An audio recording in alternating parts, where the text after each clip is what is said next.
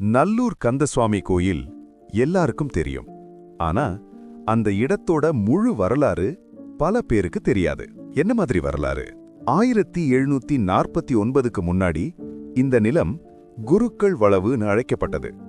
யாழ்ப்பாண வைபவமாலை மற்றும் யாழ்ப்பாணத்திலிருந்த இந்திய துணை தூதரக பதிவுகள் படி 1734 முதல் 1749 வரைக்கும் இந்த இடத்துல ஒரு இஸ்லாமிய சூஃபி மகான் தர்காவும் ஒரு ஆரம்பகால இந்து வழிபாட்டு இடமும் ஒரே வளாகத்துல இருந்துச்சு. அப்போ இரண்டு மதமும் சேர்ந்து இருந்ததா? ஆமாம், அதுதான் இந்த வரலாவோட அழகு. பிறகு டச்சு ஆட்சி காலத்துல 1749ஆம் ஆண்டு Don Juan Raghunatha Mappana Mudaliar Dutch அரசாங்கத்திடமிருந்து அனுமதி வாங்கி இன்றைக்கு நாம பார்க்கிற நிரந்தர நல்லூர் கோயிலை கட்ட தீர்மானம் எடுத்தார். அப்போ அந்த சூஃபி தர்கா என்னாச்சு? அங்கதான் மனிதநேயமும் மத நல்லிணக்கமும் தெரியும்.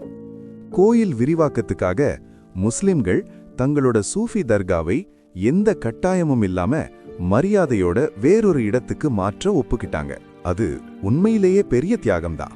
ஆமாம், இந்த தியாகமும் புரிதலும் இல்லனா இன்றைய நல்லூர் கோயில் வரலாறே இப்படி உருவாகி இருக்காது.